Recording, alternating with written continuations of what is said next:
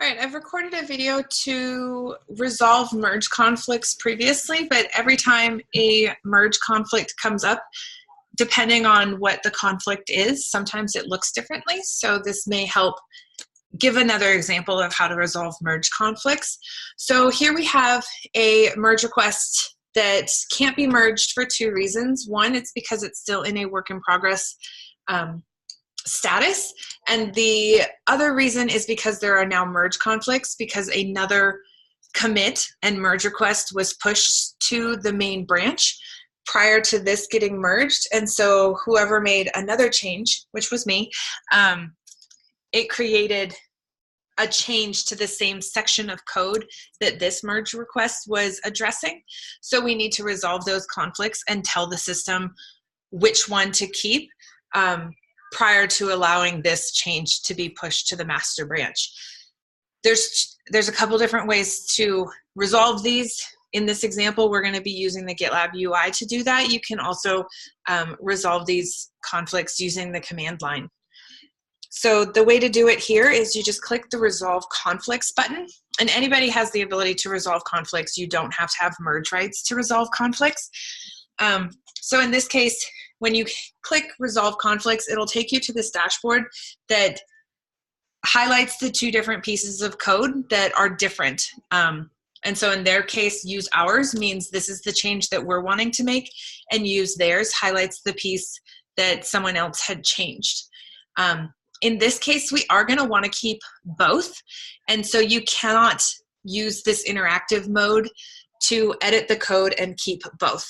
So what you'll want to do at this point is you want to say edit in line, and what it'll do is it'll actually give you the entire page that you're looking at. And so you're going to want to scroll down to the section that has the conflict, and right here you'll see, so we're in the mid-market section, so you'll see this message, and it's telling you that this is where the conflict starts, and then this is where the conflict ends, and we need to figure out what to do with all of this information in between these two pieces. And so for this conflict to be resolved, we have to delete this line of code, and then this line of code, and then this itty-bitty little piece of code for it all to be accepted and kept in the handbook. Otherwise, we can reformat some of this information, which is what I'm going to do, and still delete those three pieces of code, and then we'll commit to the source branch, and it'll accept it as the correct change. So in this case, we are wanting to keep this map because it's the new California map.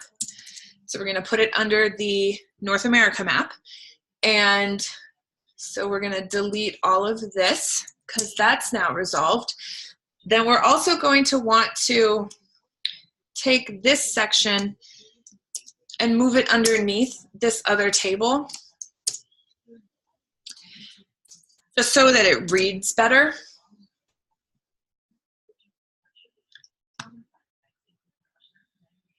And then we're going to delete this line of code and reformat up a little. And we're going to delete that bottom one.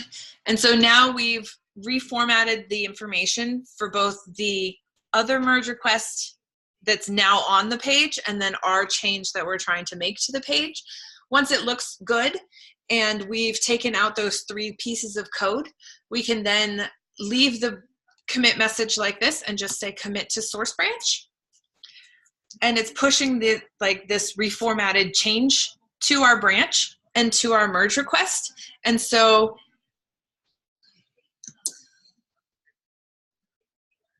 once we hit refresh, you'll see that now the only reason why this MR can't be merged is because it's still in a work in progress status.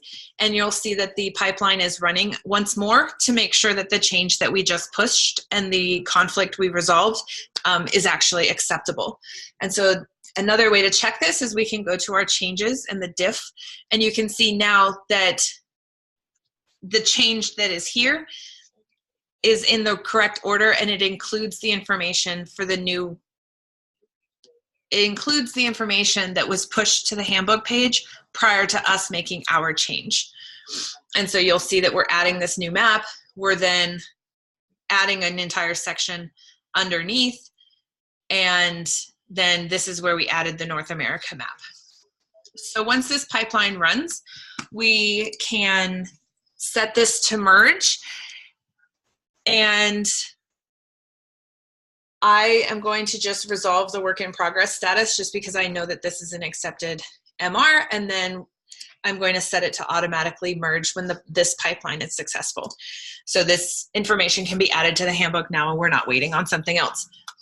So that's how you resolve a merge conflict, by editing inline and refactoring the order of the information within the conflict. If you have questions, let me know. Otherwise, hopefully next time you see a conflict or somebody else needs help resolving a conflict, you'll be able to help them.